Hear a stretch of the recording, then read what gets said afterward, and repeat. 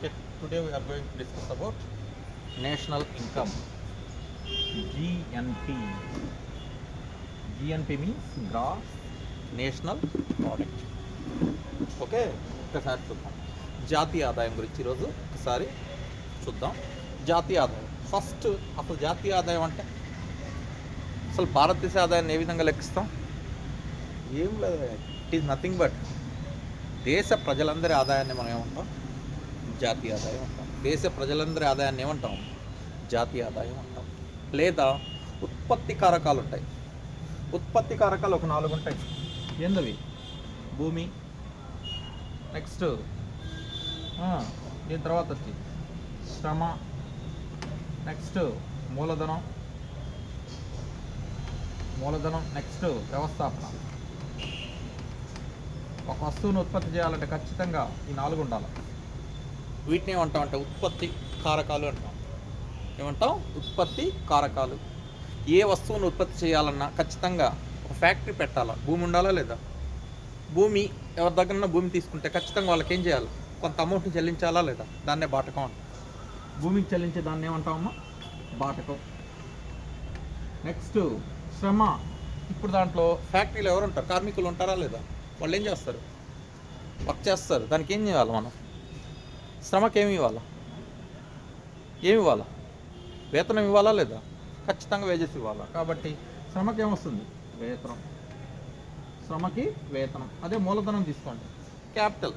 Factory పెట్టాలంటే పెట్టేస్తామా? సింపుల్గా ఏం చేయాలా? అమౌంట్ అనేది ఉండాలి కొంత. దాన్ని ఏమంటాం అంటే క్యాపిటల్ అంటాం. ఓకే, ఆ క్యాపిటల్కి ఖచ్చితంగా ఏం కట్టాలి మనం? వడ్డీ కట్టాలా లేదా? తీసుకొని వచ్చే అమౌంట్ దానిపైన ఏం కట్టాలి? వడ్డీ. కాబట్టి మూలధనానికి ఏమొస్తుంది? వడ్డీ రేట్. నెక్స్ట్ అదేవిధంగా వ్యవస్థాపన. ఫ్యాక్టరీ పెట్టి వస్తువులను ఉత్పత్తి చేసి ఏం చేస్తాం మనం? అమ్ముతాం. అమ్మితే ఏమొస్తుంది? ఆ వస్తువు పైన లాభం వస్తుందా లేదా? కాబట్టి వ్యవస్థాపనకి ఏమొస్తుంది? లాభం. ఏమొస్తుంది? లాభం. ఇప్పుడు చూడండి, ఇవి ఉత్పత్తి కారకాలు. మొత్తం ఎన్ని ఉత్పత్తి కారకాలు? ఒక 4. బాటకం ప్లస్ వేతనం ప్లస్ వడ్డీ ప్లస్ లాభం. ఈ 4 ద్వారా నెక్స్ట్ ఇక్కడ భూమి, శ్రమ, మూలధనం, నెక్స్ట్ వ్యవస్థాపన. ఈ 4 ద్వారా మనం ఏం చేయవచ్చు? వస్తువులను ఉత్పత్తి చేయవచ్చు. ఈ విధంగా ఉత్పత్తి చేయడం వల్ల వచ్చే లాభాన్ని మనం ఏమంటాం? ఈ మొత్తం ఆదాయాన్ని మనం ఏమంటాం? ఒక వస్తువును ఉత్పత్తి చేసాక ఏం చేస్తాం? కొంత ధరకు అమ్ముతాం. ధరకు అమ్మినప్పుడు ఏమొస్తుంది? ఆదాయం వస్తుందా లేదా? దాన్ని ఏమంటాం అంటే జాతీయ ఆదాయం అంటాం. ఏమంటాం? దాన్నే జాతీయ ఆదాయం అంటాం. ఓకే, ఇప్పుడు జాతీయ ఆదాయాన్ని లెక్కించాలి అంటే ఖచ్చితంగా ముఖ్యంగా 3 రంగాలు. ఏది? జాతీయ ఆదాయాన్ని లెక్కించాలి అంటే ఆర్థిక వ్యవస్థని ముఖ్యంగా ఎన్ని రంగాలుగా డివైడ్ చేసాం? 3 రంగాలుగా డివైడ్ చేసాం. ఓకే, అవేవంటే ఆ రంగాలు ఫస్ట్ ప్రాథమిక రంగం. ఏ రంగం? ప్రాథమిక రంగం.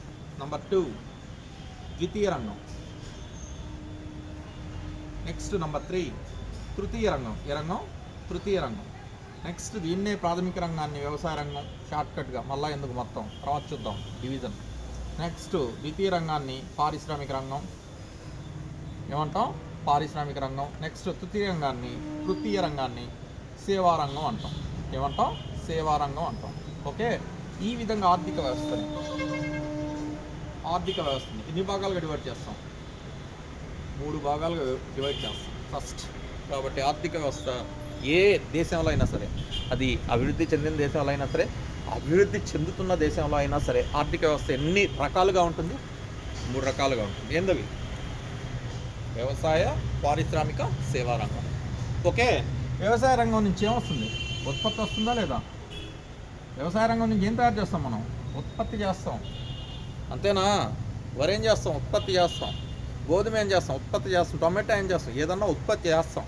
ఉత్పత్తి ఎంత? ఫర్ ఎగ్జాంపుల్ ఒక 100 కేజీలు ఏదో టమాటాను ఏదో ఒక ఉత్పత్తి చేసాం. ఉత్పత్తి చేసిన వస్తువుని ఏం చేస్తాం? కొంత ధరకు అమ్ముతామా లేదా? కేజీ 100 రూపాయలకు అమ్ముతాం. 100 × 100 ఎంత? 10,000 రూపాయలు ఆదాయం వస్తుంది. అంటే మొత్తం వ్యవసాయ రంగం నుంచి ఒక 10,000 రూపాయలు వచ్చింది అనుకోండి. ఓకే, అదేవిధంగా ఎక్కడికి వెళ్దాం? పారిశ్రామిక రంగం. ఇక్కడ కూడా ఏంది? వస్తువులను ఉత్పత్తి చేస్తామా లేదా? పరిశ్రమల్లో వస్తువులను ఏం చేస్తాం? ఉత్పత్తి చేస్తామా లేదా? ఫ్రిడ్జ్ ఏం చేస్తాం? మ్యానుఫ్యాక్చర్ చేస్తాం, దట్ మీన్స్ ఉత్పత్తి చేస్తాం. ఓకే, కాబట్టి ఇక్కడ ఏంటంటే ఇక్కడ చూడండి, ఇక్కడ కూడా ఏం చేస్తామంటే ఒక 1000 వస్తువులను ఉత్పత్తి చేసాం. ఇక్కడ ఎన్ని 1000 వస్తువులను 10 రూపాయలు లెక్కన అమ్మాం. అప్పుడు ఎంత వస్తుంది? ఇక్కడ ఇంకొక 10,000 రూపాయల ఆదాయం వచ్చింది అనుకోండి. ఎంత? ఇంకొక 10,000 రూపాయల ఆదాయం. నెక్స్ట్ ఇక్కడికి వెళ్దాం. సేవా రంగం. ఒకటి, వస్తువుల ఉత్పత్తి ఎక్కడ జరుగుతుంది? ప్రాథమిక రంగంలో, ద్వితీయ రంగంలో, దట్ మీన్స్ వ్యవసాయ రంగంలో. రెండోది ఎక్కడ? పారిశ్రామిక రంగం. వ్యవసాయ రంగం అంటే ఏమేమి వస్తాయి తెలుసా? దాని కింద వ్యవసాయం, పశు సంపద, అటవీ రంగం, ఓకే, మత్స్య సంపద, ఓకే, ఈ 4 కలిపి మనం ఏమంటాం? వ్యవసాయ రంగం అంటాం. వాటన్నిటి నుంచి ఉత్పత్తి వస్తుంది. ఓకే, తర్వాత ఇక్కడ ద్వితీయ రంగం నుంచి ఏమేమి వస్తాయి తెలుసా?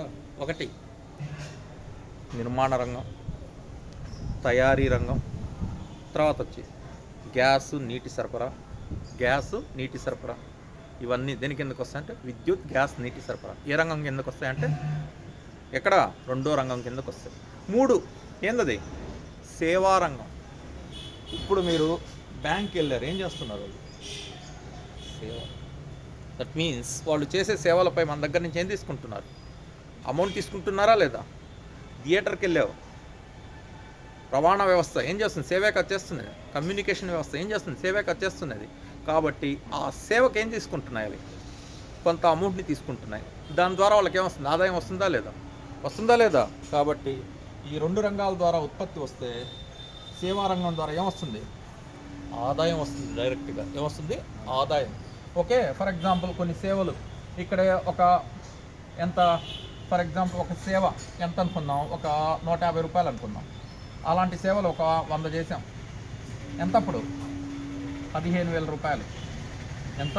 15,000 రూపాయలు. ఇప్పుడు ఏం చేస్తారు? ఇక్కడ ఒక 10,000 రూపాయలు ఎక్కడ? వ్యవసాయ రంగంలో. తర్వాత ఇక్కడ ఒక 10,000 రూపాయలు, ఇక్కడ ఒక 15,000 రూపాయలు. మొత్తం ఎంతమ్మా? 35,000 రూపాయలు. ఎంత వచ్చింది? 35,000 రూపాయలు. కాబట్టి ఇక్కడ ఈ 3 రంగాల మొత్తం ఆదాయం ఎంత? 35,000 రూపాయలు. దీన్ని ఏమంటాం అంటే మనం జాతీయ ఆదాయం అంటాం. జాతీయ ఆదాయం. జస్ట్ మీకు అర్థం అవ్వడానికి చెప్పాను.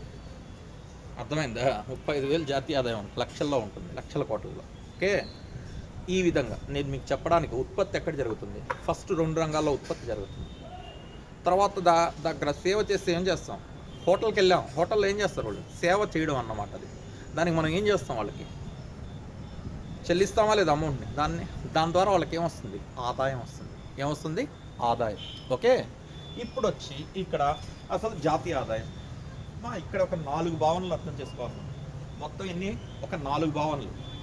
అది ఎలా అంటే ఒక్కసారి చెప్తానండి. ఇప్పుడు అర్థమైందా? ఉత్పత్తి కారకాలు ఎన్ని?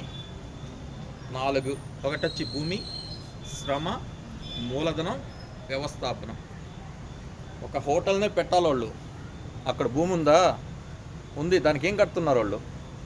రెంట్, బాటకం కడుతున్నారా? తర్వాత అక్కడ ఏం చేశారు? శ్రమ చేపిస్తూ ఉన్నారు. జనాభాను పెట్టుకొని వాళ్ళు చేసిన శ్రమకి ఏమి ఇస్తున్నారు? వాళ్ళు వేతనం ఇస్తున్నారు కదా. తర్వాత అదేవిధంగా మూలధనం, దానికి కొంత క్యాపిటల్ అమౌంట్ పెట్టారా లేదా? దానికి వాళ్ళు ఎక్కడి నుంచి ఇచ్చారో దానికి వడ్డీ కట్టాలా లేదా? తర్వాత వ్యవస్థాపన, ఆ సెట్టింగ్ మొత్తం చేసినందుకు వాళ్ళకి నెలకి ఇంత లాభం వస్తుందా లేదా?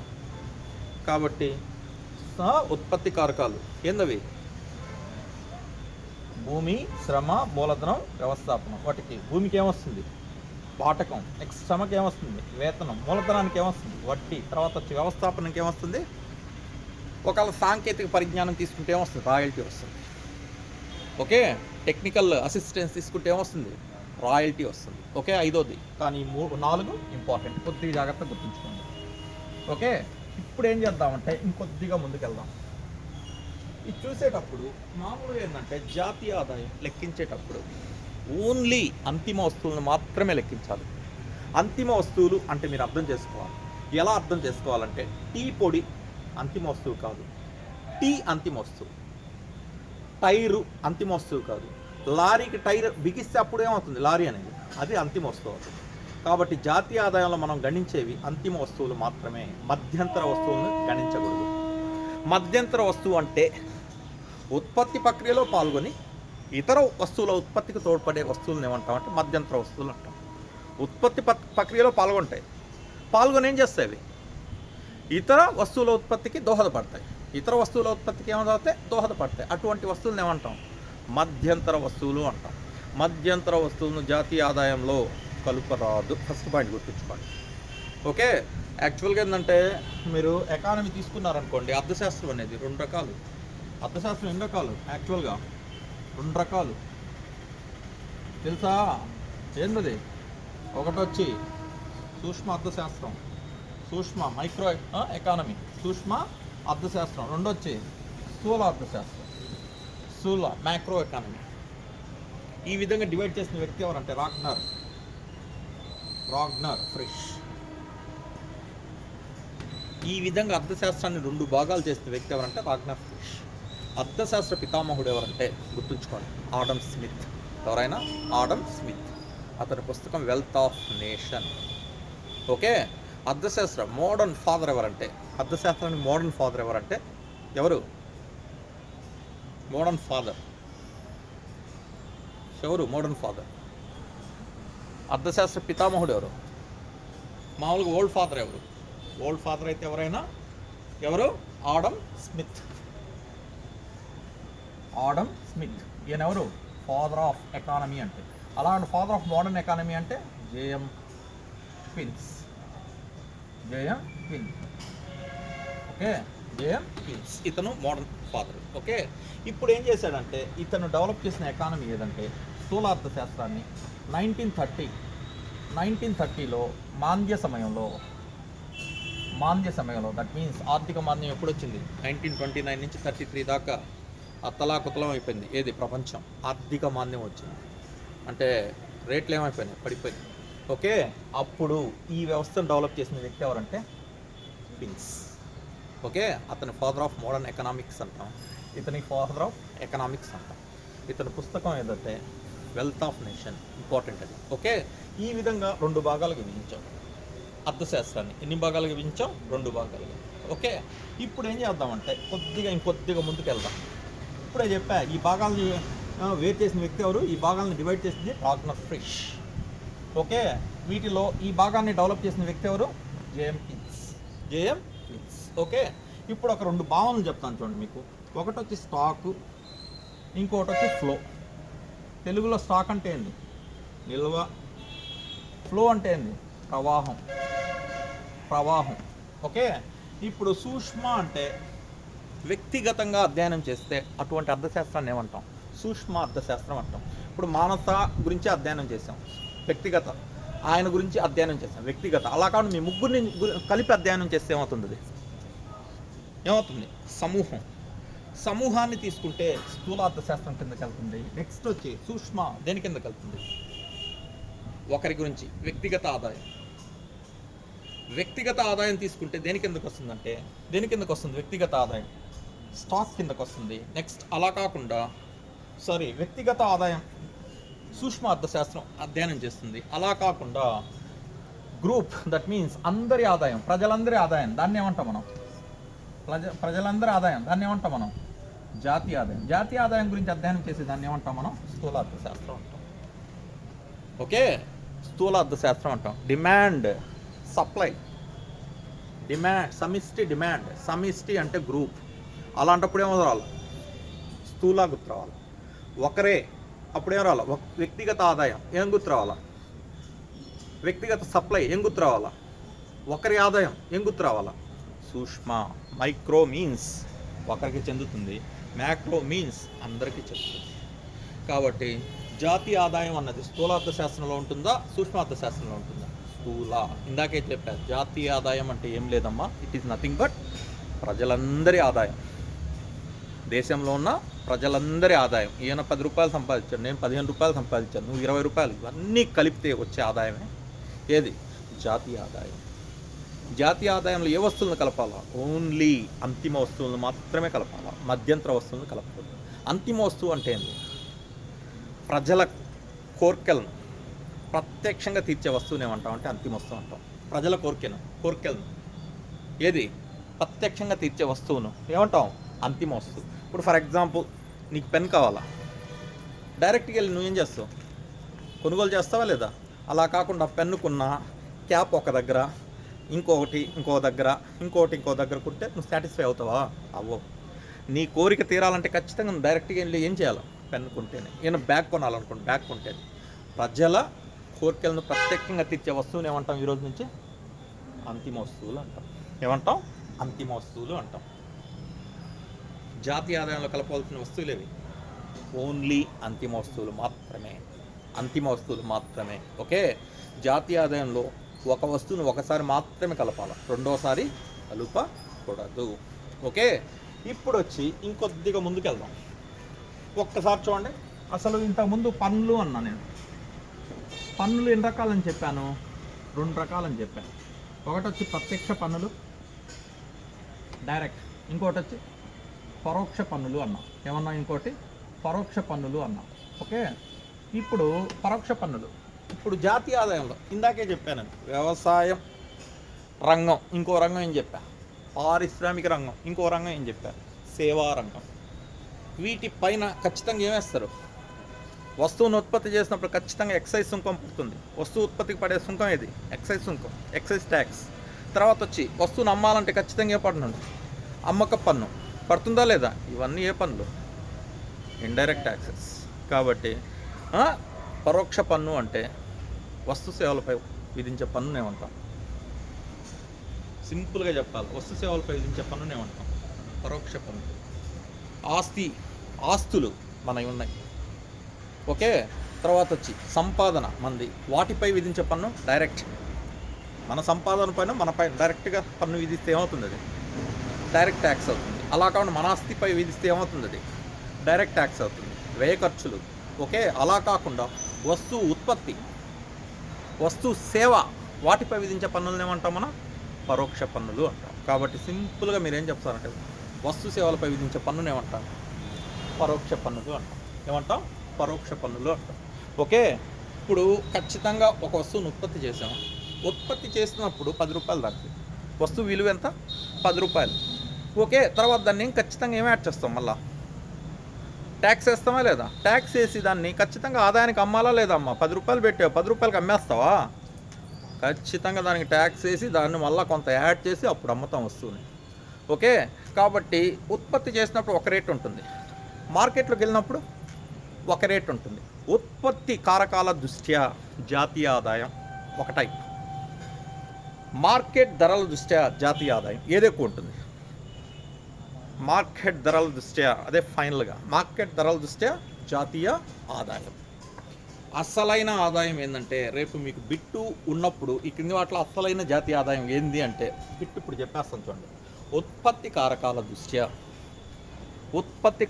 దృష్ట్యా నెట్ నేషనల్ ఇన్కమ్, దాన్నే నికర జాతీయ ఉత్పత్తినే మనం ఏమంటామంటే జాతీయ ఆదాయం. అసలైన డెఫినేషన్ ఏంటంటే, ఈసారి గ్రూప్ 2లో కూడా అడిగిన బిట్టు, ఉత్పత్తి కారకాల దృష్ట్యా ఏం చెప్పాలా? నికర జాతీయ ఉత్పత్తిని ఏమంటాం? ఈరోజు నుంచి జాతీయ ఆదాయం అంటాం. జాతీయ ఆదాయం అంటాం. ఎలా తెలుసా? ఇది జాతీయ ఆదాయం అంటే ఎన్ఎన్పి అంటే ఫ్యాక్టర్ కాస్ట్ అంటే ఉత్పత్తి కారకాలు, ఎంపీ అంటే మార్కెట్ ప్రైజెస్.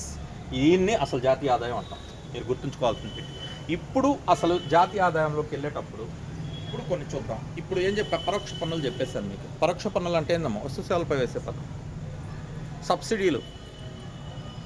కొన్ని సంస్థలకు ప్రభుత్వం ఏం చేస్తుంది? వస్తువులు కొనకుండానే కొంత ఏం చేస్తుంది?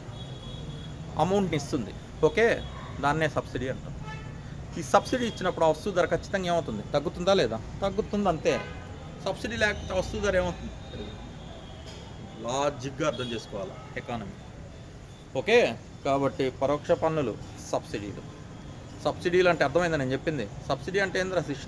ఇప్పుడు ఫర్ ఎగ్జాంపుల్ ఏంటంటే, ఇప్పుడు చూడండి, ఒక వస్తువును ఉత్పత్తి చేసేటప్పుడు ఏది ప్రభుత్వం ఆ వస్తువును కొనుగోలు చేయకుండా ఆ ఉత్పత్తిదారుడికి కొంత ఏమిస్తుందమ్మా? అమౌంట్ ఇస్తుంది. దీన్ని ఏమంటాం మనం? సబ్సిడీ అంటాం. ఓకే, సబ్సిడీ అంటాం. అర్థమైందా? కాబట్టి ఇప్పుడు మనం ఏం చేద్దామంటే అసలైన దాంట్లోకి వెళ్దాం. ఇప్పుడు దాకా నేను చెప్పింది అర్థమైందా? స్టాకు, ఫ్లో, ఈ రెండింటి గురించి చెప్పాను నేను. Stock, flow. నువ్వు అమౌంట్ దాచిపెట్టుకున్నావు, పొదుపు చేసావు, దాన్ని స్టాక్ అంటాం. దాన్ని ఖర్చు చేస్తున్నావు, దాన్ని ఏమంటాం? ఫ్లో అంటాం. ఏమంటాం? ఫ్లో. ఫర్ ఎగ్జాంపుల్ ఒక బిట్ చెప్తాను. 2021 మార్చిలో ఏం చేయాలా? జనాభాని ఇంత అని చెప్పాలి మనం. మొత్తం జనాభా సంఖ్య ఇంత అని. అది స్టాక్. అది ఏది అలా కాకుండా 2020కి 2021కి మధ్య జనాల సంఖ్య ఫ్లో. అర్థమవుతుందని చెప్తున్నది. ఫర్ ఎగ్జాంపుల్ వస్తువుపై మామూలుగా ఏంటంటే వడ్డీ, నెల నెల వడ్డీ కట్టడం ఏమవుతుంది? ఫ్లో అవుతుంది, మారిపోతూ ఉంటుంది. వడ్డీ అన్న పదం మాత్రం ఏమవుతుంది? మూలధనం అన్న పదం మాత్రం స్టాక్. అంతే ఉంటుంది అది. కానీ వడ్డీ పెంచవచ్చు, తగ్గొచ్చు. ఓకే, కాబట్టి అదేమవుతుంది? ఫ్లో అవుతుందా? నేను చెప్పింది అర్థం అవుతుందా మీకు? Stock represent point of time, flow represent period of time. This is point of time నిర్దిష్ట సమయం, ఇది నియమిత సమయం. ఓకే, ఇది వచ్చి దేని సూచిస్తుంది? నేను ఇప్పుడే చెప్పా. దేన్ని? స్టాక్. ఇప్పుడే చెప్పా. ఒక వ్యక్తి ఆదాయం తీసుకో, ఈ వ్యక్తి ఆదాయం మొత్తం కలుపుకో, అక్కడ ఏమవుతుంది? జాతీయ ఆదాయం అవుతుంది. జాతీయ ఆదాయం అనేది ఈ రోజు నుంచి ఏమవుతుందంటే ఫ్లో. జాతీయ ఆదాయం అన్నది ఏంది? ఫ్లో. ఓకే, స్టాకు, ఫ్లో ఇప్పుడే చెప్పాను. ఇక్కడ దాకా తీసుకోండి. ఇక్కడ దాకా ఉన్న జనాభా ఇంత అంటే ఏంది? అయిపోయింది అక్కడికి స్టాక్. అలా కాకుండా 2020-21 తీసుకోండి. మధ్య జననాల సంఖ్య ఏమవుతుంది? ఫ్లో. పెరుగుతూ ఉంటాయా లేదా? మారుతూ ఉంటుందా లేదా? ప్రవాహం అది పెరుగుతూ ఉంటుంది. కానీ ఇక్కడ దాకా అన్నది స్టాప్, ఒక ఎండ్ పాయింట్ తీసుకున్నాం. కాబట్టి స్టాక్ అంటే దేన్ని ఇండికేట్ చేస్తుంది? Point of time. అదే సెకండ్ వన్ ఏమవుతుంది? ఫ్లో అంటే దేన్ని ఇండికేట్ చేస్తుంది? Period of time. ఇది వచ్చి నిర్దిష్టం, అంటే అక్కడికి స్టాప్. అదేమవుతుంది? నియమిత కాలం, ఒక బౌండరీ. ఓకే, కాబట్టి ఇప్పుడు జాతీయ ప్రవాహం అనేది ఏమవుతుంది? ఫ్లో కిందకు వస్తుంది. సంపద నిలువ అనేది దేని కిందకు వస్తుంది? దీని కిందకు వస్తుంది. సంపద అన్నది దేని కిందకు వస్తుంది? మా సంపద ఇంత అని ఉంటుంది. తర్వాత వచ్చి జాతీయ ఆదాయం అనేది ఏమో దేని కిందకు వస్తుంది? ప్రవాహం కిందకు వస్తుంది. దేని కిందకు వస్తుంది? ప్రవాహం. ఒక్కసారి అసలు జాతీయ ఆదాయం అంటే ఏందో ఇప్పుడు చూద్దాం. జాతీయ ఆదాయం అంటే ఏం లేదమ్మా, ఒక సంవత్సర కాలంలో ముందే చెప్తున్నాం. జాతీయ ఆదాయం ఒక సంవత్సరానికి లెక్కిస్తాం. జాతీయ ఆదాయం ఎంత కాలానికి లెక్కిస్తాం? ఒక సంవత్సరానికి. కావాలంటే ప్రతి సంవత్సరం జాతీయ ఆదాయం ఏమవుతుంది? మారిపోతూ ఉంటుంది. ప్రతి సంవత్సరం జాతీయ ఆదాయం ఏమవుతుంది? మారిపోతూ ఉంటుంది. కాబట్టి జాతీయ ఆదాయం ఒక సంవత్సరానికి లెక్కిస్తాం. ఓకే, జాతీయ ఆదాయం ఒక సంవత్సరానికి లెక్కిస్తాం. ఒక సంవత్సర కాలంలో ఒక దేశంలో, ఒక సంవత్సర కాలంలో ఒక దేశంలో ఉత్పత్తి అయిన అంతిమ వస్తు సేవల విలువను ఏమంటామంటే జాతీయ ఆదాయం అంటాం. జాతీయ ఆదాయం అంటే ఏంది? ఒక సంవత్సర కాలంలో ఒక దేశంలో ఉత్పత్తి అయిన అంతిమ వస్తు సేవల విలువనేమంటాం? జాతీయ ఆదాయం. ఇక్కడ ఒక 4 రకాలుగా చెప్తాను చూడండి. ఫస్ట్ నంబర్ 1 స్థూల జాతీయోత్పత్తి. స్థూల జాతీయోత్పత్తి. నంబర్ 2 నికర జాతీయోత్పత్తి. నెక్స్ట్ ఈ రెండో గుర్తుంచుకోండి. ఇక్కడ స్థూల దేశీయోత్పత్తి. ఏ ఉత్పత్తి? దేశీయోత్పత్తి. నెక్స్ట్ నంబర్ 4 నికర దేశీయోత్పత్తి. నికర దేశీయోత్పత్తి. ఈ 4ని మళ్ళీ ఎక్స్టెండ్ చేయొచ్చు మనం. ఓకే, ఈ 4ని మళ్ళీ ఏం చేయవచ్చు? ఉత్పత్తి కారకాల దృష్ట్యా, మార్కెట్ ధరల దృష్ట్యా. 2 ఉత్పత్తి కారకాల దృష్ట్యా, మార్కెట్ ధరల దృష్ట్యా. మొత్తం 8 డెఫినేషన్స్ వస్తాయి. ఈ 8ని అర్థం చేసుకుంటే అక్కడి జాతీయ ఆదాయం ఒక ఐడియా వచ్చేస్తుంది. ఇప్పుడు ఒక్క విషయం, ఇక్కడ నేను స్థూల జాతీయోత్పత్తి అన్నాను, ఇంకోటి ఏంది? స్థూల దేశీయోత్పత్తి అన్నాను. What is the difference between both of them? First, దీన్ని ఇంగ్లీష్లో జిఎన్పి అంటాం. ఏమంటాం? జిఎన్పి. దీన్ని ఏమంటాం అంటే జీడిపి అంటాం. Gross national product, gross domestic product. Okay, ఒకవేళ దీన్ని చెప్పాలనుకోండి, నికర అంటే ఎన్ఎన్పి. ఎన్ అంటే ఏంది? Net national product. NDP net domestic product. Okay, first ఇవి చూసే ముందు అసలు సార్ జాతీయ ఉత్పత్తి దేశీయోత్పత్తికి తేడా ఏంది? దేశీయోత్పత్తి అంటే ఆ దేశ భౌగోళిక సరిహద్దుల లోపల వస్తువులను ఉత్పత్తి చేయడం. ఆ దేశ అంటే ఇండియాలోనే జరగాల. అంటే దేశీయ ఉత్పత్తి భౌగోళిక ప్రాంతానికి ఇంపార్టెన్స్ ఇస్తుంది, ఆ ప్రాంతానికి ఇంపార్టెన్స్ ఇస్తుంది. అలా కాకుండా జాతీయ ఉత్పత్తి అనేది ఆ దేశ ప్రజలకి ఇంపార్టెన్స్ ఇస్తుంది. ఆ దేశానికి చెందిన వ్యక్తి వేరే దేశంలో ఉత్పత్తి చేస్తే అతను అక్కడి నుంచి ఏం పంపిస్తాడు, మనకు పంపిస్తాడా లేదా, ఆదాయాన్ని అమౌంట్ని పంపిస్తాడా లేదా, అప్పుడు కూడా దాన్ని ఏం చేస్తాం మనం జాతీయ ఉత్పత్తిలో కలుపుకోవాలి. అలా కాకుండా విదేశీయుడు వచ్చి మన దేశంలో ఫర్ ఎగ్జాంపుల్ ఏదో కంపెనీ తీసుకుందాం, సుజుకి తీసుకుందాం, సుజుకి కార్లు ఏది జపానోడు మన దేశంలో పెట్టాడు ప్లాంట్, ఏం చేస్తున్నాడమ్మా ఉత్పత్తి చేస్తున్నాడు కార్ల ఉత్పత్తి. ఇప్పుడు ఏ మూలధనం వల్ల ఈ ఆదాయం వస్తుంది, జపాన్ మూలధనం వల్ల. కాబట్టి ఈ ఆదాయం ఎవరికి వెళ్ళాలా, జపాన్కి వెళ్ళాలా. ఓకే, అలా కాకుండా థాయిలాండ్ తీసుకుందాం, లేదా మలేషియా టాటా కంపెనీని తీసుకుందాం. టాటా నానో కార్లను మలేషియాలో ఉత్పత్తి చేస్తుంది. ఎవరు, టాటా అనేది మందే కాదా, మందే టాటా. ఎక్కడ ఉత్పత్తి చేస్తుంది, థాయిలాండ్లో లేదా మలేషియాలో. ఇప్పుడు అక్కడ మూలధనం మనం పెట్టామా, వాళ్ళదే మనం పెట్టాం, అక్కడ వచ్చే ఆదాయం ఖచ్చితంగా మనం తీసుకోవాలా లేదా, తీసుకోవాలి. కాబట్టి అక్కడి నుంచి విదేశాల నుంచి వచ్చే ఆదాయము ఓకే విదేశీయులకు మనం చెల్లించే చెల్లింపులు. ఓకే, దీన్ని ఏమంటాం అంటే విదేశాల నుంచి వచ్చే ఆదాయాన్ని రిసిప్ట్స్ అంటాం. ఏమంటాం, రిసిప్ట్స్. ఏమంటాం, రిసిప్ట్స్. నెక్స్ట్ విదేశీయులకు మనం చేసే చెల్లింపులను ఏమంటాం అంటే పేమెంట్స్ అంటాం. -P. దీన్నే ఏమంటాం అంటే NFIA. ఫస్ట్ దీన్ని అర్థం చేసుకుంటే ఆ తర్వాత NFIA అంటే net factor income from abroad. Net factor income from abroad. Net factor income from abroad. నిఖర విదేశీ కారక ఆదాయం. తెలుగులో ఏమంటాం, నిఖర విదేశీ కారక ఆదాయం. జాతీయ ఆదాయంలో ఖచ్చితంగా ఇది ఉంటుంది. జాతీయ ఆదాయంలో ఎవరికి ఇంపార్టెన్స్ ఇస్తున్నాం, మన వ్యక్తికి ఇంపార్టెన్స్ ఇస్తున్నాం, వ్యక్తులకు ఇంపార్టెన్స్ ఇస్తున్నాం. అలా కాకుండా దేశీయ ఉత్పత్తులు దేనికి ఇస్తున్నాం ఇంపార్టెన్స్, భౌగోళిక సరిహద్దులకి. దట్ మీన్స్ మన దేశం లోపల మాత్రమే. ఇప్పుడు వాడు బయట ఉత్పత్తి చేశాడనుకోండి, దాన్ని మనం ఎట్టి పరిస్థితుల్లో తాకం. ఓకే, కానీ జాతీయ ఆదాయంలో మాత్రం నేనేం చెప్పాను, మన ఫ్యాక్టరీ వెళ్ళి మన నెక్స్ట్ రిలయన్సో నెక్స్ట్ టాటానో లేకపోతే ఇంకోటినో వెళ్ళి విదేశాల్లో ఉంది, ఖచ్చితంగా అక్కడి నుంచి మనకు ఆదాయం వస్తుందా లేదా, దాన్ని మన జాతీయ ఆదాయంలో కలపాలా. దాన్ని రిసిప్ట్స్ అంటాం. మనం వేరే దేశం నుంచి వచ్చిన కంపెనీలు ఉన్నాయా లేదా ఇండియాలో, ఖచ్చితంగా వాడికి ఏం చేయాలి, మనం వాడి ఉత్పత్తి కారకాలు వాడుకున్నప్పుడు మనం ఖచ్చితంగా వాడికి పేమెంట్స్ చేయాలా లేదా, చేయాలి. మన ఉత్పత్తి కారకాలు వాడినప్పుడు మనకి ఖచ్చితంగా ఏం చేయాలి, వాడు ఆదాయాన్ని ట్రాన్స్ఫర్ చేయాలా లేదా. -Pనే మనం ఏమంటామంటే రిసిప్ట్స్ మైనస్ పేమెంట్స్.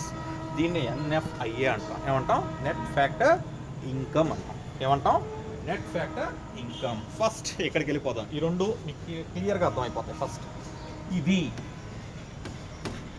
వ్యక్తికి ఇంపార్టెన్స్, ఇది భౌగోళిక ప్రాంతానికి ఇంపార్టెన్స్, ఇది సంకుచిత భావన అంటే మరి నేరో ఆలోచన. ఇది వచ్చి ఏది విశాల భావన, ఏది విశాల భావన. ఇది వచ్చి సంకుచిత భావన, ఇది ప్రాంతానికి మాత్రమే పరిమితం అవుతుంది. ఇది దేశ ప్రజలు ఎక్కడన్నా చదవచ్చు.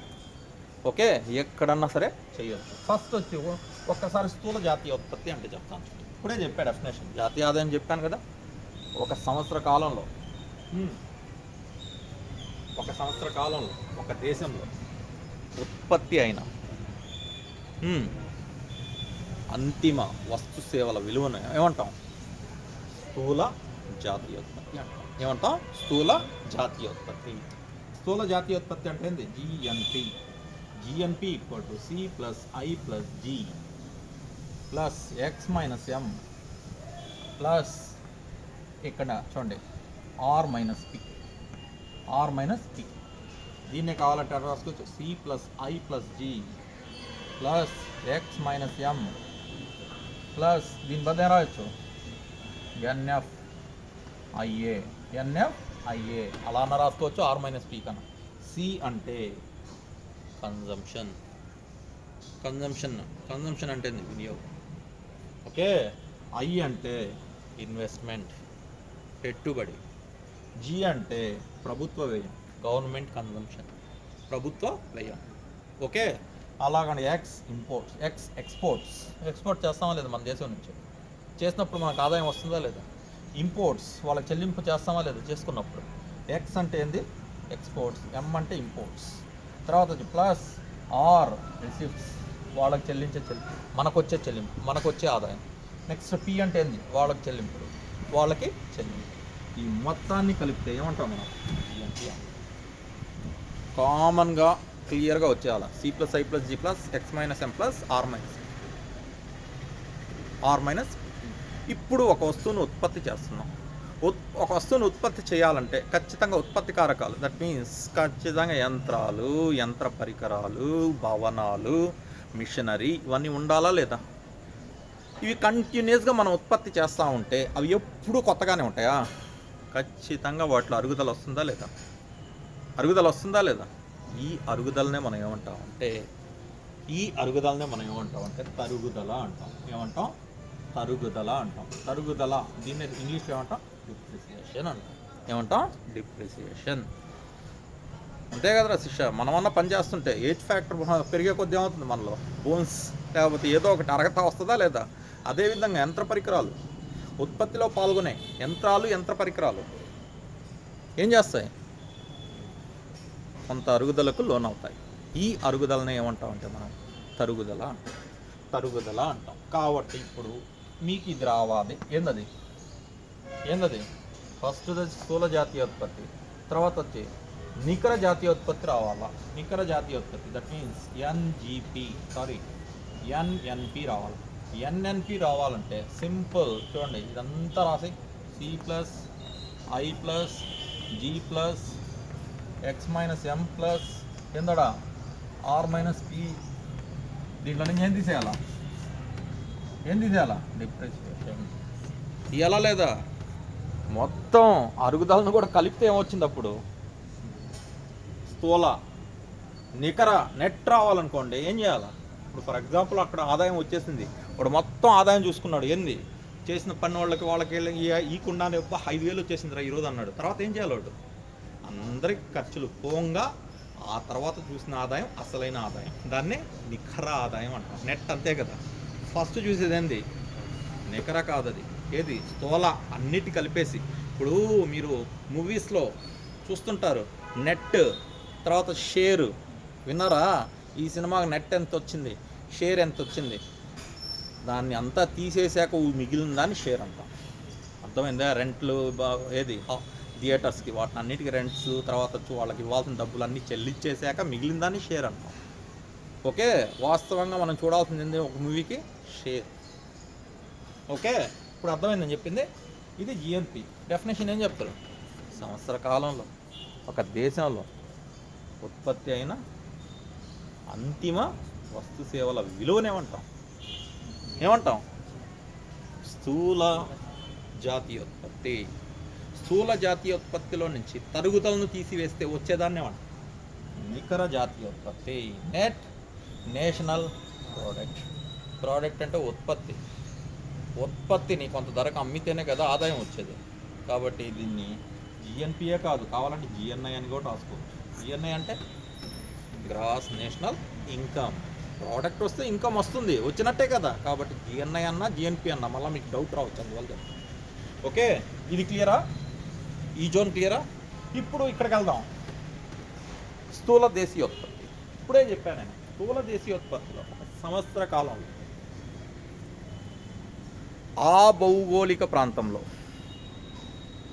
ఉత్పత్తి అయిన వస్తువు సేవల అంతిమ విలువను ఏమంటాం?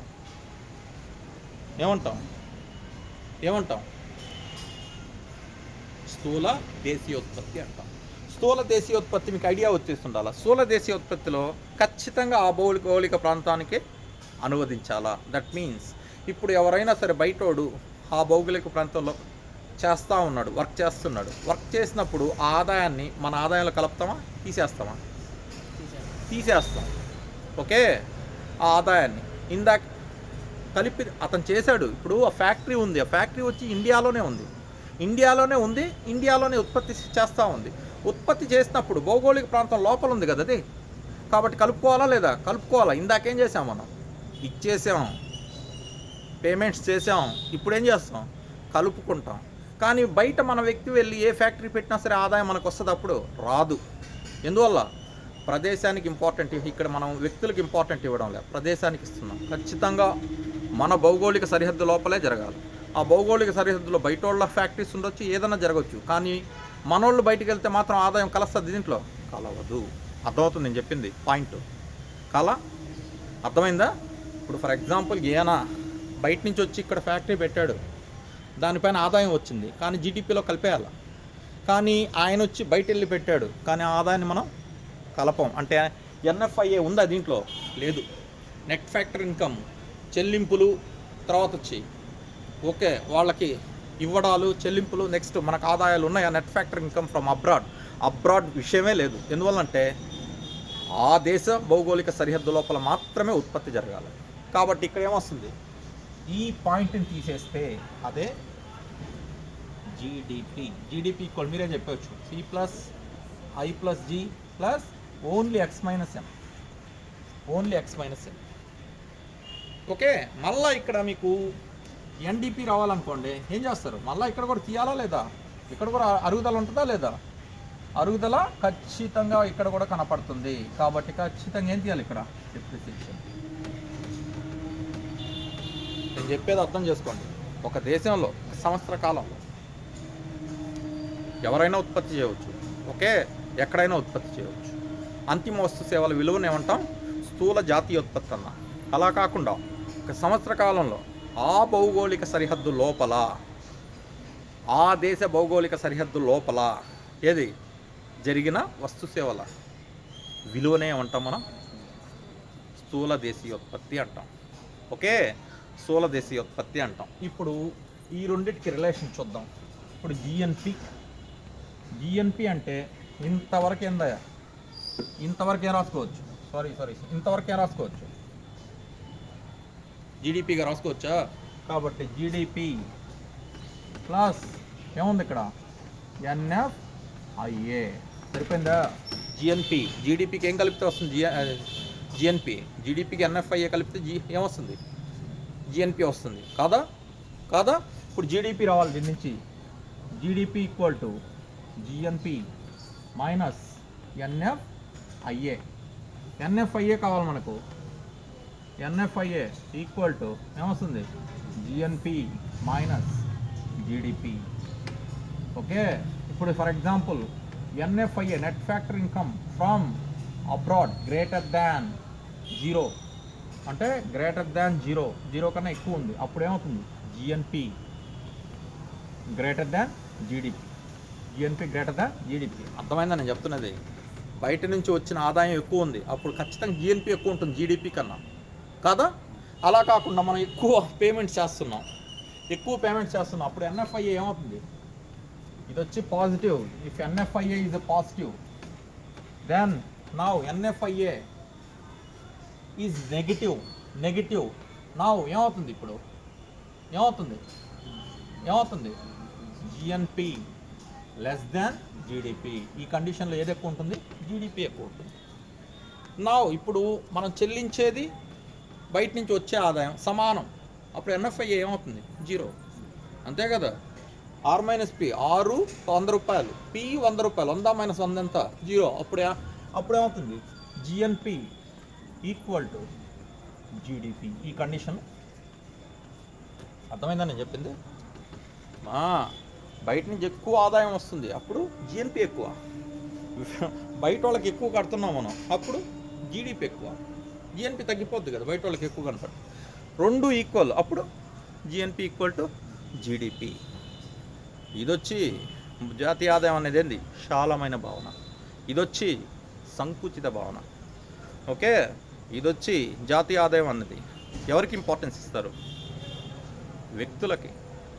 కానీ జీడిపి అనేది ఎవరికి ఇంపార్టెన్స్ ఇస్తారు? ప్రాంతానికి. అర్థమవుతుంది నేను చెప్తున్నది? ప్రాంతానికి. ఓకే. ఇప్పుడు నేను చెప్పిన డెఫినేషన్స్ ఏమైనా ప్రాబ్లం? ఒక సంవత్సర కాలంలో ఒక దేశంలో ఉత్పత్తి అయిన అంతిమ వస్తు సేవల విలువనే ఉంటాం స్థూల జాతీయోత్పత్తి. ఆ భౌగోళిక ప్రాంతంలో ఒక సంవత్సర కాలంలో ఉత్పత్తి అయిన అంతిమ వస్తు సేవల విలువనే ఉంటాం స్థూల దేశీయోత్పత్తి అంటాం. నెట్ రావాలంటే ఖచ్చితంగా ఏం తీసేయాలి? అరుగుదలను తీసేయాలి. దేన్ని తీసేయాలా? అరుగుదల. ఇప్పుడు నేను ఇప్పుడే చెప్పాను మీకు, ఈ రెండింటికి రిలేషన్ చెప్పా. ఏ రెండింటికి? ఈ రెండింటికి చెప్పా. అలా కాకుండా ఈ రెండింటికి రిలేషన్ చెప్దాం. దేనికి? జిఎన్పికి ఎన్ఎన్పికి. జిఎన్పి ఈక్వల్ టు, ఇప్పుడు చూడండి, ఎన్ఎన్పి కావాలి నీకు, ఎన్ఎన్పి కావాలా? అప్పుడు జిఎన్పిలో నుంచి దేన్ని తీసేయాలా? డైరెక్ట్గా డిప్రిసియేషన్ కాదా? కాదా? జిఎన్పిలో డిప్రిసియేషన్ తీసేస్తే కదా. అరే బాబు చూడండి, ఇదంతా ఏం చెప్పా? జిఎన్పి చెప్పా. జిఎన్పి చెప్పానా లేదా? ఎన్ఎన్పి అంటే ఏం చెప్పాను? ఇదంతా ఏంది ఇది?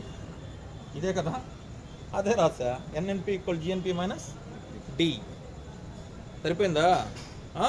అలా కాకుండా ఇక్కడ తీసుకోండి, national net domestic product equal to A రావాలా? ఇక్కడ ఏ రావాలా? జీడిపి మైనస్ ఇక్కడ కూడా ఏమొస్తుంది? స్థూల దేశీయ ఉత్పత్తిలో నుంచి తరుగుదలని తీసేస్తే నికర దేశీయ ఉత్పత్తి వస్తుంది. తరుగుదల అక్కడ వచ్చి net factor income from abroad, ఇక్కడ వచ్చి తరుగుదల అంటే అర్థమైంది కదా. నేను ఎంత పరికరాలు ఏమవుతాయి ఉత్పత్తిలో పాల్గొన్నప్పుడు ఖచ్చితంగా తరుగుదలకు లోన్ అవుతాయి. దీన్ని ఏమంటాం? డిప్రిసియేషన్ అంటాం. నెట్ రావాలంటే దాన్ని స్థూలాలో నుంచి ఖచ్చితంగా తీసేయాలా. ఓకే, స్థూల దేశీయోత్పత్తి మైనస్ నికర దేశీయోత్పత్తి ఈక్వల్ టు తరుగుదల. అంతేనా కదా? స్థూలాల నుంచి దేన్ని తీసేయాలి రావాలంటే? నెట్ని తీసేస్తే మిగిలేదండి తరుగుదల. ఓకే, ఈ పాయింట్స్ అర్థమైనాయా మీకు? ఓకేనా? ఓకే అమ్మా, అర్థమైందా? జాతీయ ఆదాయంలో ఎక్కువ లాభాన్ని వచ్చే రంగం ఏదంటే, జాతీయ ఆదాయంలో ఎక్కువ ఆదాయాన్ని ఇచ్చే రంగం ఏదంటే సేవారంగం. ఓకే, జాతీయ ఆదాయంలో ఎక్కువ ఆదాయాన్ని ఇచ్చే రంగం ఏదమ్మా? సేవారంగం.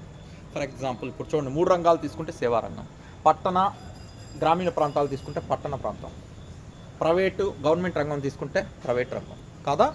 జాతీయ ఆదాయంలో ఎక్కువ. జస్ట్ ఇట్లా ఆలోచించండి. అలా కాకుండా ఇంకోటి ఉంది, ఏమంటామంటే ఈ మధ్య మనం ఈశ్రమ్ అనే కార్డును చేపిస్తాము. ఈశ్రమ్ ఎవరికి వర్తిస్తుంది? మాకు వర్తించదు, అసంఘటిత రంగ కార్మికులకు మాత్రమే. సంఘటిత అంటే it is belongs to government. అసంఘటిత అంటే ఇప్పుడు బేల్దార్ పనికి వెళ్తుంటారు, ఇటుకల పనికి వెళ్తుంటారు, తర్వాత వచ్చి చెక్క పనికి వెళ్తుంటారు, వాళ్ళని అసంఘటిత రంగ కార్మికులు అంటారు. ఇప్పుడు జాతీయ ఆదాయం అసంఘటిత రంగం నుంచి ఎక్కువ వస్తుందా, సంఘటిత రంగం నుంచి ఎక్కువ వస్తుందా? థింక్ జెంట్లీ, జాగ్రత్తగా ఆలోచించి చెప్పండి. అసంఘటిత రంగం నుంచే వస్తుంది. ఎందువల్ల తెలుసా? వాళ్ళు ఎక్కువ, వీళ్ళకన్నా. వీళ్ళు 1,00,000 మంది ఉద్యోగులు ఉంటే వాళ్ళు 99 లక్షల మంది వాళ్ళే ఉంటారు. అర్థమైందా? కాబట్టి ఇప్పుడు చూడండి, నేను జాతీయ ఆదాయం ఒకటి సేవారంగం నుంచి ఎక్కువ వస్తుంది. నంబర్ 2 పట్టణ గ్రామీణ తీసుకుంటే దేని నుంచి ఎక్కువ వస్తుంది? పట్టణ ప్రాంతం నుంచి ఎక్కువ వస్తుంది.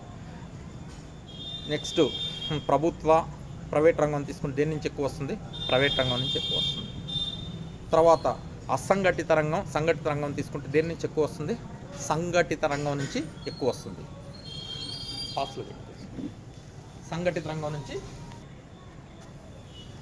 ఓకే, నెక్స్ట్ ఇప్పుడు చూడండి, జాతీయ ఆదాయాన్ని ప్రపంచంలో మొట్టమొదట లెక్కించిన వ్యక్తి ఎవరంటే అట్కిన్సన్. ఎవరు? ప్రపంచంలో మొట్టమొదట లెక్కించిన వ్యక్తి ఎవరంటే అట్కిన్సన్. అట్కిన్సన్ ప్రపంచంలో. అలా కాకుండా జాతీయ ఆదాయాన్ని ఇండియాలో మొట్టమొదట లెక్కించిన వ్యక్తి దాదాబాయి నౌరోజీ.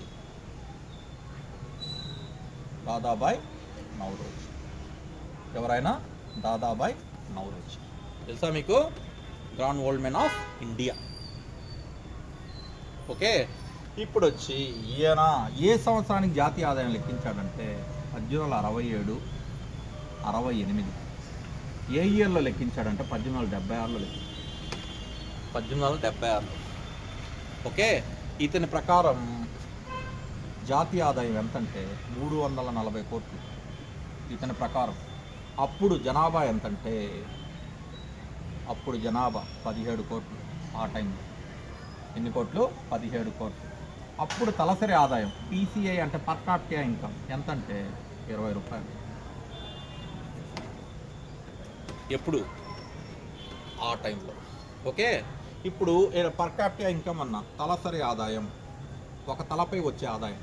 తలసరి ఆదాయం అంటే ఒక తలపై వచ్చే ఆదాయం. తలసరి ఆదాయం అనేది పర్ఫెక్ట్ మెజర్మెంట్ ఫర్ ఏది డెవలప్మెంట్ ఆఫ్ కంట్రీ. ఎలా? తలసరి ఆదాయం అన్నది ఒక తలపై వచ్చే ఆదాయం. ఇలాంటి అన్ని ఆదాయాలను కలిపితే వచ్చేదే జాతీయ ఆదాయం. ఓకే, ఇప్పుడు చూడండి అసలు తలసరి ఆదాయాన్ని ఎలా లెక్కిస్తాం. తలసరి ఆదాయం అంటే జాతీయ ఆదాయము బై జనాభా, ఆ దేశ జనాభా. జాతీయ ఆదాయాన్ని ఆ దేశ జనాభాతో భాగిస్తే వచ్చే ఆదాయాన్నే మనం ఏమంటాం ఈరోజు నుంచి? తలసరి ఆదాయం అంటాం. జాతీయ ఆదాయం పెరిగినా ఆ దేశ జనాభా తగ్గినా రెండూ జరిగిన తలసరి ఆదాయం పెరుగుతుంది. తెలుసా మీకు? Directly proportional to inversely proportional అనేది తెలియాల. ఇప్పుడు చూడండి, న్యూమరేటర్ వాల్యూ పెరిగితే ఖచ్చితంగా ఏమవుతుంది? ఎండ్ వాల్యూ ఏమవుతుంది? పెరుగుతుంది. మ్యాథ్స్లో అమ్మ లవం హారం అంటాం. లవంలో విలువ పెరిగితే ఖచ్చితంగా ఏంది? అసలైన విలువ పెరుగుతుంది. హారంలో విలువ తగ్గితే అసలైన విలువ పెరుగుతుంది. కాబట్టి ఇక్కడ ఏంటంటే జాతీయ ఆదాయం పెరిగినా ఇది పెరుగుతుంది, జనాభా తగ్గినా ఇది పెరుగుతుంది. గుర్తుంచుకోండి. అర్థమైంది నేను చెప్పింది? అర్థం చేసుకోవాలి, సింపుల్గా చూపించాలా. ఇప్పుడు చూడు, 100/10 ఇప్పుడు ఎంత? 10 రూపాయలు జాతీయ ఆదాయం, తలసరి ఆదాయం. ఓకే, 100/5, 5 ఒకట్ల 5 అంటే కింది విలువ తగ్గితే ఏమైంది? జాతీయ ఆదాయం తలసరి ఆదాయం ఏంది? పెరిగింది. ఇందాకే జనాభా ఎంత? 10 కోట్లు. 10 కోట్లప్పుడు ఏమైంది? తలసరి ఆదాయం 10 రూపాయలే వచ్చింది. ఇప్పుడు 5 కోట్ల జనాభా తక్కువ ఉంది, తలసరి ఆదాయం ఏమవుతుంది? ఒక తలపై వచ్చే ఆదాయం అవుతుంది. పెరుగుతుందా లేదా? లాజిక్ అంతే. ఓకేనా? ఇక్కడ పంచాం, ఇద్దరికి నేను 10 రూపాయలు పంచాను, నలుగురు ఉన్నారు, 20 రూపాయలు నట్ట పంచగలుగుతాను నేను. 5 రూపాయలుగా ఆదాయం పెరిగిందా తగ్గిందా? తగ్గింది. అంటే జనాభా పెరిగే కొద్దీ ఆదాయం అవుతుంది, తగ్గుతుంది. కాబట్టి ఫస్ట్ లెక్కించిన వ్యక్తి ఎవరు? దాదాబాయి నౌరోజీ. ఓకే, దాదాబాయి నౌరోజీ. ఓకే, తర్వాత వచ్చి ఇక్కడ ఇతని ప్రకారం ఎంత నేషనల్ ఇన్కమ్? 340 కోట్లు. జనాభా ఎంత? 17 కోట్లు. తర్వాత వచ్చి ఇక్కడ నేను మళ్ళీ అది చూపించాలా? కొట్టేయండి, ఎంత వస్తుంది? 20 రూపాయలు. అలాగే నేను చెప్పింది, ఫస్ట్ లెక్కించిన వ్యక్తి ఎవరైనా దాదాబాయి నౌరోజీ. జాతీయ ఆదాయాన్ని ఒక పద్ధతి, ఒక శాస్త్రీయంగా లెక్కించిన వ్యక్తి ఎవరంటే శాస్త్రీయబద్ధంగా, దట్ మీన్స్ ఫీల్డ్స్ని ఇతను ఏం చేశాడంటే, ఇప్పుడు శాస్త్రీయబద్ధంగా లెక్కించిన వ్యక్తి ఎవరంటే వికేఆర్వి రావు. ఎవరైనా? వికేఆర్వి రావు. శాస్త్రీయబద్ధంగా జాతీయ ఆదాయాన్ని లెక్కించిన వ్యక్తి ఎవరమ్మా? వికేఆర్వి రావు. అడగతాడు బిట్టు, సపరేషన్ చేసి ఈ విధంగా నీట్గా అడగతాడు. శాస్త్రీయబద్ధంగా అంటే ఆ రోజుల్లోనే ఈయన ఏం చేశాడంటే ఆర్థిక వ్యవస్థను 2 విభాగాలుగా డివైడ్ చేశాడు. ఆర్థిక వ్యవస్థను 2 భాగాలుగా చేశాడు. వ్యవసాయ రంగంగా అప్పట్లోనే తీసుకున్నాడు. ఓకే, వ్యవసాయ రంగంగా ప్లస్ అదేవిధంగా ఉత్పత్తి రంగంగా తీసుకున్నాడు అప్పట్లోనే. ఓకే, వ్యవసాయ రంగం ఒక సైడ్ తీసుకున్నాడు, రెండోది వచ్చి నిర్మాణ రంగంగా మార్చుకున్నాడు. అంటే 3 రంగాలు తీసుకోవాలి. కానీ రంగాలను మాత్రం ఏం చేశాడు? సృష్టించాడు. కాబట్టి ఒక పద్ధతి ప్రకారం ఏం చేశాడు ఆయన? జాతీయ ఆదాయాన్ని లెక్కిస్తాడు. ఎవరైనా వికేఆర్వి రావు. ఓకే, ఇతని ప్రకారం జాతీయ ఆదాయం, ఇతని ప్రకారం తలసరి ఆదాయం ఎంత అంటే 62 రూపాయలు. ఇందాక ఆయన ప్రకారం 20 రూపాయలు, ఇతని ప్రకారం ఎంత? 62 రూపాయలు. ఇతను జాతీయ ఆదాయాన్ని 1931, 32కి గాను లెక్కించాడు. 1931, 32కి గాను లెక్కించాడు. ఆ ఇయర్కి లెక్కించాడు. ఎవరైనా? వికేఆర్వి రావు. ఓకే, నెక్స్ట్ అతను చెప్పాలా నేను? 1689 రూపాయలు, దేశ జనాభా ఇంత, అవన్నీ చెప్పాలా. ఓకే, ఇతని జాతీయ ఆదాయం ఎంత? 62 రూపాయలు. దీని తర్వాత ఏంటంటే 1949లో ఓకే, జాతీయ ఆదాయం యొక్క ఇంపార్టెన్స్ని తెలుసుకున్న జవహర్లాల్ నెహ్రూ ప్రభుత్వం ఏం చేసిందంటే ఒక జాతీయ ఆదాయ అంచనాల కమిటీని ఏర్పరిచింది. జాతీయ ఆదాయ అంచనాల కమిటీ, జాతీయ ఆదాయ అంచనాల కమిటీ ఎప్పుడు ఏర్పడిందమ్మా ఇది? దీనికి అధ్యక్షుడు ఎవరంటే పిసి మోహన్ బిస్. ఎవరైనా? PC Mahalanobis. Father of గణాంక శాస్త్రం. దీంట్లో సభ్యులు ఎవరంటే 1 వికే ఆర్వి రావ్, డిఆర్ గాడ్గిల్, ఈ ఇద్దరు సభ్యులు.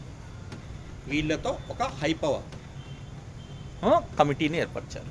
ఓకే, ఈ కమిటీ 1948-49 నుంచి 1950-51 వరకు జాతీయ ఆదాయ దత్తాంశాన్ని సేకరించి ఓకే ఫస్ట్ రిపోర్ట్ని ఎప్పుడు ఇచ్చిందంటే ఫస్ట్ రిపోర్ట్ 1951లో ఇచ్చింది.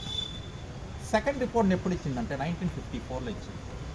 ఫస్ట్ రిపోర్ట్ ఎప్పుడు 1951, సెకండ్ రిపోర్ట్ ఎప్పుడు 1954. ఎప్పుడైతే ఫస్ట్ రిపోర్ట్ ఇచ్చిందో జాతీయ ఆదాయాన్ని లెక్కించడానికి సిఎస్ఓని స్థాపించారు. సిఎస్ఓ ఎప్పుడు స్థాపించారు? సిఎస్ఓ అంటే కేంద్ర గణాంక సంస్థ, సెంట్రల్ స్టాటిస్టికల్ ఆర్గనైజేషన్. ఓకే, ఎప్పుడు 1951 ఫస్ట్ రిపోర్ట్ ఎప్పుడైతే ఇచ్చారో సిఎస్ఓను స్థాపించారు. ఈ సిఎస్ఓ ఏం చేస్తుంది?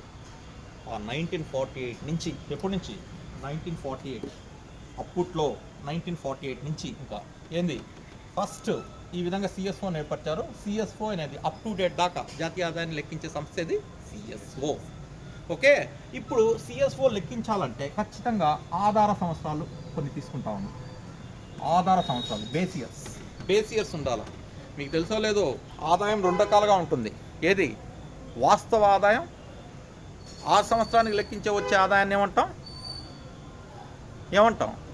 వాస్తవ ఆదాయం కాకుండా ఆ సంవత్సరానికి జస్ట్ లెక్కించామనుకోండి, అది కరెక్ట్ ఆదాయం కాదు, తాత్కాలిక ఆదాయం వస్తుంది అక్కడ.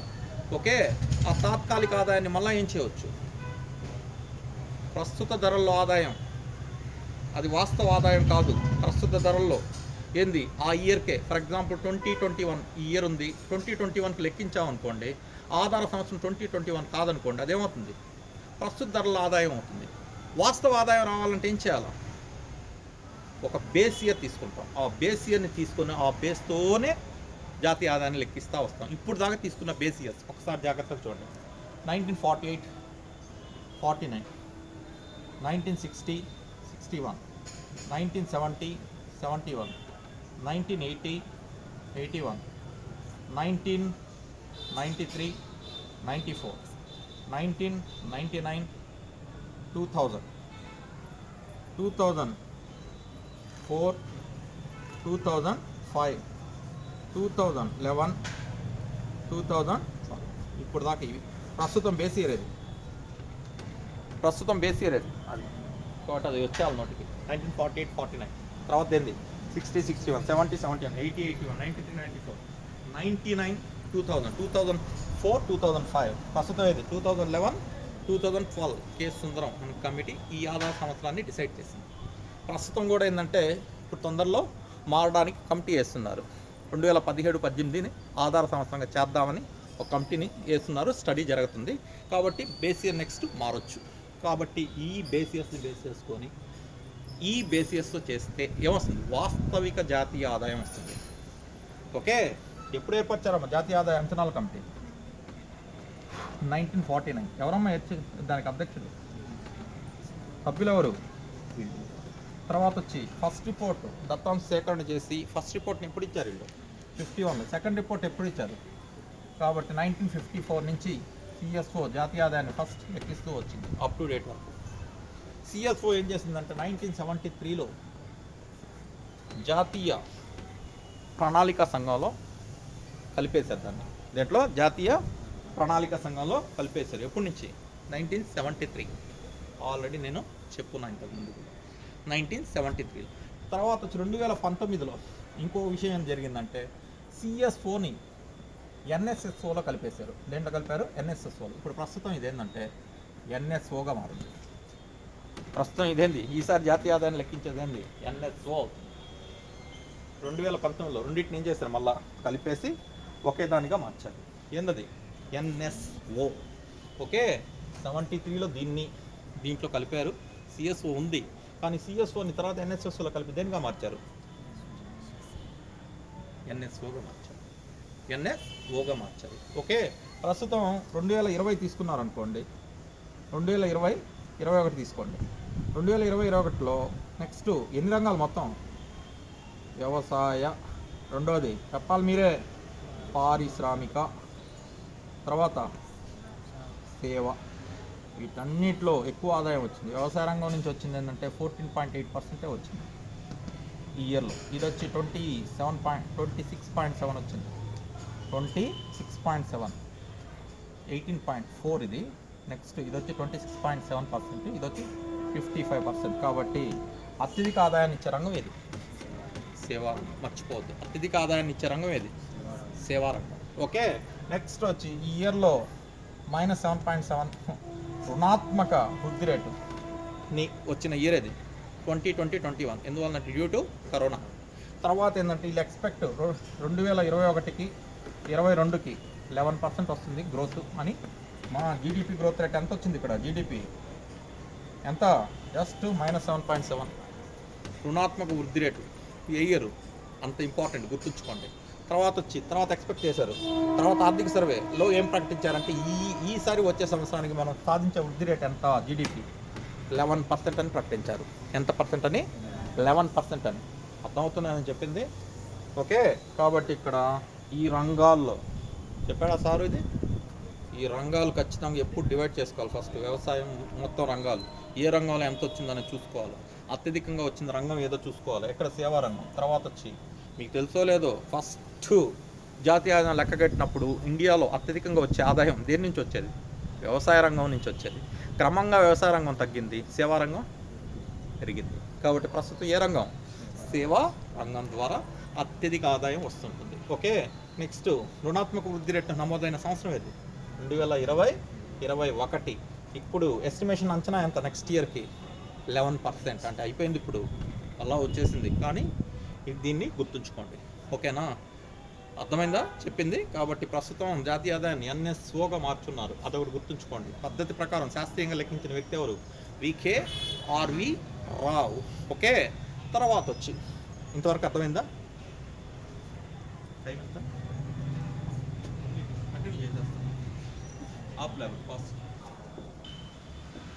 ఓకే, ఆధార సంవత్సరాలు ఇవమ్మ. ఫస్ట్ ఆధార సంవత్సరం అయింది 1948-49. ప్రజెంట్ 2011-12. ఓకే, నెక్స్ట్ యాక్చువల్గా ఏంటంటే జాతీయ ఆదాయ అంచనాల కమిటీ ఏం చేసిందంటే జాతీయ ఆదాయాన్ని లెక్కించింది. వాళ్ళు లెక్కించిన జాతీయ ఆదాయం ఎంతంటే 1949లో అప్పుడు జాతీయ ఆదాయ అంచనా ఎంత వేశారంటే 8,700 కోట్లు. నెక్స్ట్ వాళ్ళ ప్రకారం తలసరి ఆదాయం ఎంత లెక్కించారంటే 225 రూపాయలు, 225 రూపీస్.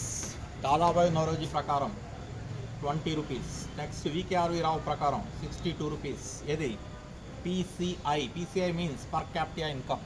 ఓకే, వీళ్ళ ప్రకారం జాతీయ ఆదాయ అంచనాల కమిటీ ప్రకారం ఎంత? 225 రూపీస్. ఇప్పుడు కూడా ఉంటుందమ్మా. ఓకేనా? ఇప్పుడు కూడా చెప్తాను నేను.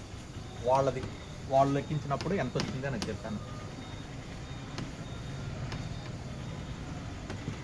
నెక్స్ట్ దీని తర్వాత వెస్టి ఆదాయం. ఏంటది? వెస్టి ఆదాయం యాక్చువల్గా ఏంటంటే ప్రైవేట్ ఇన్కమ్ ఉంటుంది. నెక్స్ట్ ఇంకా వెస్టి ఆదాయం. ఓకే, తర్వాత వేహర ఆదాయం అని ఉంటుంది. తర్వాత వచ్చి బదిలీ చెల్లింపులు అని ఉంటాయి. బదిలీ చెల్లింపులు అంటే చెప్పాలా? ఎలాంటి పని చేయకుండా ఆదాయం వస్తుంది, దాన్ని ఏమంటాం? ఉత్పత్తి లేకుండానే ఆదాయం వస్తే, ఉత్పత్తి చేయకుండానే ఆదాయం వస్తుంది, దాన్ని ఏమంటాం? బదిలీ చెల్లింపులు అంటాం. ఎగ్జాంపుల్ చెప్పండి.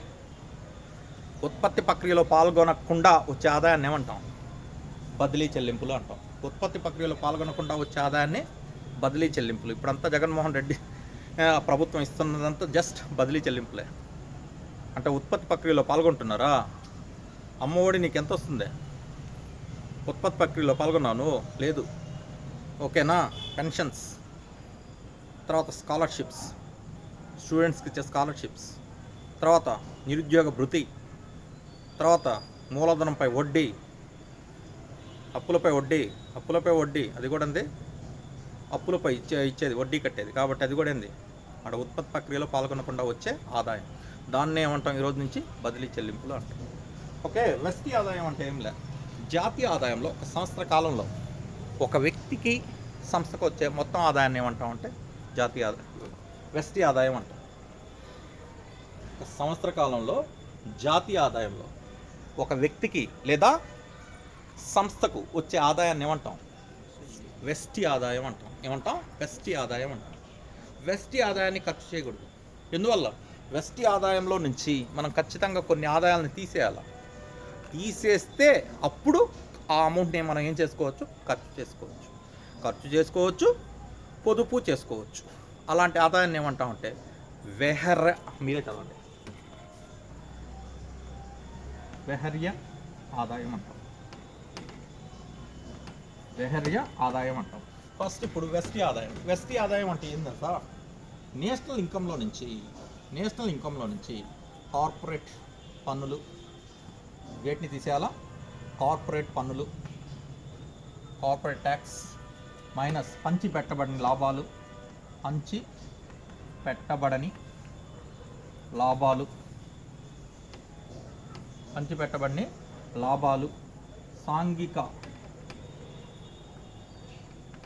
సాంఘిక సంక్షేమ విరాళాలు,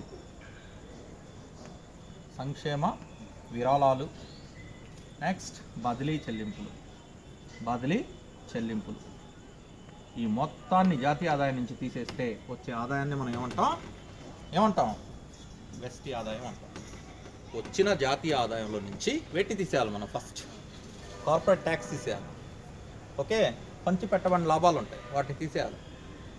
తర్వాత వచ్చి సాంఘిక సంక్షేమ విరాళాలు ఉంటాయి, వాటిని తీసేయాలి. తర్వాత వచ్చి బదిలీ చెల్లింపులు తీసేయాలి. వీటన్నిటిని తీయంగా వచ్చే ఆదాయాన్ని ఏమంటాం మనం? వెస్టి ఆదాయం. వెస్టి ఆదాయాన్ని వాడేయవచ్చా మనం? ఇప్పటికీ వాడేయకూడదు. ఇప్పుడు ఆదాయం వచ్చింది, నా అకౌంట్లోకి ట్రాన్స్ఫర్ అయినాయి, ఖచ్చితంగా దానికి ఏమవుతుంది? ఫస్ట్ ఏం కట్ అవుతుంది? చెప్పండి, ఏం కట్ అవుతుంది? ఇన్కమ్ ట్యాక్స్ కట్ అవుతుందా లేదా? ఖచ్చితంగా కట్ అవుతుంది. కానీ కొన్ని రకాల ట్యాక్సులు కట్ అవ్వాలి. ఆ ట్యాక్సులు ఎప్పుడైతే కట్ అవుతాయో అప్పుడు వచ్చే ఆదాయాన్ని మనం ఏం చేయవచ్చు? ఖర్చు పెట్టవచ్చు, పొదుపు చేసుకోవచ్చు. అటువంటి ఆదాయాన్ని ఏమంటాం మనం? వెహర్య ఆదాయం అంటాం. వెహర్య ఆదాయం ఈక్వల్ టు, ఇప్పుడు గుర్తుండాలి మీకు, వెస్టి ఆదాయంలో నుంచి ఏం తీసేయాలి? వెస్టి పన్నులు, కొన్ని రకాల పన్నులు కట్టాలి కదా. వెస్టి పన్నులు నీ అకౌంట్లో రేపు కౌన్ బనేగా క్రోర్ పడి వెళ్ళావు, ₹1,00,00,000 పడినాయి. ₹1,00,00,000 నీకు రావు. ₹1,00,00,000 ఖర్చు చేయాల్సిన ఆదాయం కాదు. ఏం చేయాలి? ₹1,00,00,000 నుంచి ఇన్కమ్ ట్యాక్స్, ఆ ట్యాక్స్, ఈ ట్యాక్స్ అన్నీ కలిపిపోగా నీకు వచ్చిన ఆదాయం అప్పుడు ఖర్చు చేసుకోవాలి. ఏమన్నా చేసుకోవచ్చు. ఓకే, అలాంటి ఆదాయాన్ని ఏమంటాం మనం? ఓకే, అర్థమైందని నేను చెప్పింది. కాబట్టి వెహర్య ఆదాయాన్ని ఏం చేయవచ్చు? నువ్వు వినియోగించుకోవచ్చు, ప్లస్ దాన్నే దాచిపెట్టుకోవచ్చు. దట్ మీన్స్ పొదుపు చేసుకోవచ్చు. కాబట్టి వెహర్య ఆదాయం ఈక్వల్ ఏం చెప్పుకోవచ్చు? వినియోగం ప్లస్ పొదుపు. అర్థమైందా? బదిలీ చెల్లింపులు అంటే అర్థమైంది కదా. ఉత్పత్తి ప్రక్రియలో పాల్గొనకుండా వచ్చే ఆదాయాన్ని బదిలీ చెల్లింపులు అంటాం. ఓకే, తర్వాత గ్రీన్ జీడిపి అని ఉంది. గ్రీన్ జీడిపి అంటే ఏం లేదమ్మా, కొన్ని రకాల విపత్తులు వచ్చినాయి.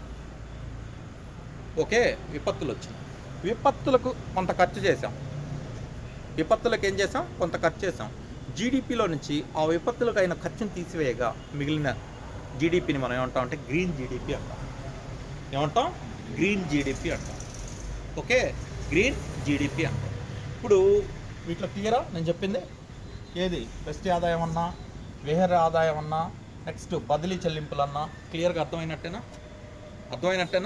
నెక్స్ట్ దీని తర్వాత ఇప్పుడు జాతీయ ఆదాయాన్ని అంచనా వేయాలి. జాతీయ ఆదాయాన్ని అంచనా వేయాలి అంటే 3 పద్ధతులు ఉన్నాయి. జాతీయ ఆదాయాన్ని అంచనా వేసే పద్ధతులు ఎన్ని మొత్తం? ఆ పద్ధతులు ఏంటంటే, 1 ఉత్పత్తి మదింపు పద్ధతి. జాతీయ ఆదాయాన్ని అంచనా వేసే పద్ధతులు: ఉత్పత్తి మదింపు పద్ధతి. 2 ఆదాయ మదింపు పద్ధతి.